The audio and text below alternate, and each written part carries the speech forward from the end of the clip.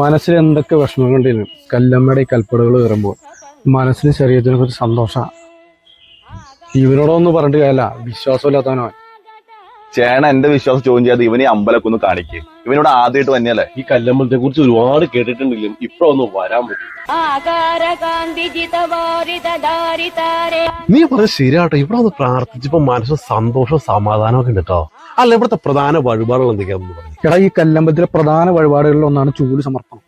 അത് ഈ പെൺകുട്ടികൾക്ക് മുടി തഴച്ചു വളരുന്നതിനായിട്ട് പെൺകുട്ടികൾ തന്നെ സ്വന്തമായിട്ട് ചൂലുണ്ടാക്കി കൊണ്ടുവന്ന് അമ്മയ്ക്ക് സമർപ്പിക്കും. അതാണ് ചൂല് വഴിപാട്.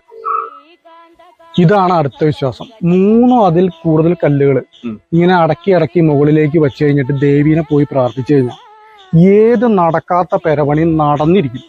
ഇത്രയും ഭീമാകാരമായ കല്ല് നിലം തൊടാണ്ട ഭൂമിയിൽ ഇരിക്കണെന്ന് പറഞ്ഞാൽ നീ വിശ്വസിക്കുമോ? നിലം തൊടാണോ? അല്ല, ശരിക്കും നിലം തൊട്ടിട്ടില്ലേ? എടാ ഇല്ലടാ, ഇത്രയും വലിയ ഭീമാകാരമായ ഒരു കല്ല്, അതിന്റെ അടിയിൽ ദേവിയുടെ പ്രതിഷ്ഠ. ഇത് ഞങ്ങള് മേഖലക്കാർക്ക് തന്നെ ഒരു അഭിമാനം അല്ലടാ. എവിടെയെങ്കിലും മുട്ടുണ്ടാവുന്നേ. എന്നാ നീ നോക്കി കണ്ടുപിടിക്കേ. വേറെ എന്താ ഐതിഹ്യങ്ങൾ ഈ അമ്പലത്തെ കുറിച്ചുള്ളത്? എടാ, പണ്ട് കാലത്ത് ഈ പ്രദേശം മൊത്തം വനാർന്നു.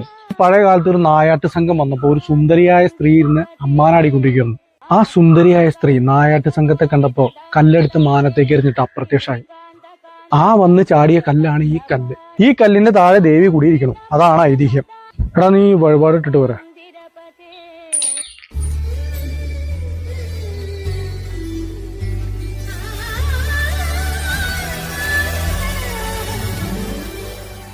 നിങ്ങള് ഈ നാട്ടുകാരനാണോ?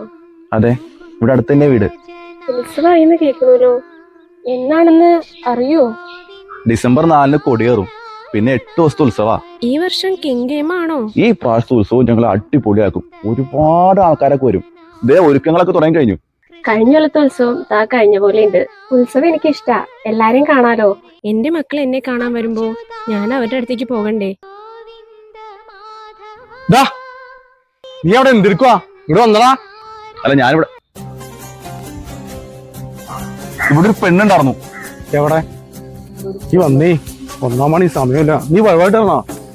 ആ, അങ്ങനെയൊക്കെ തോന്നുമ്പോ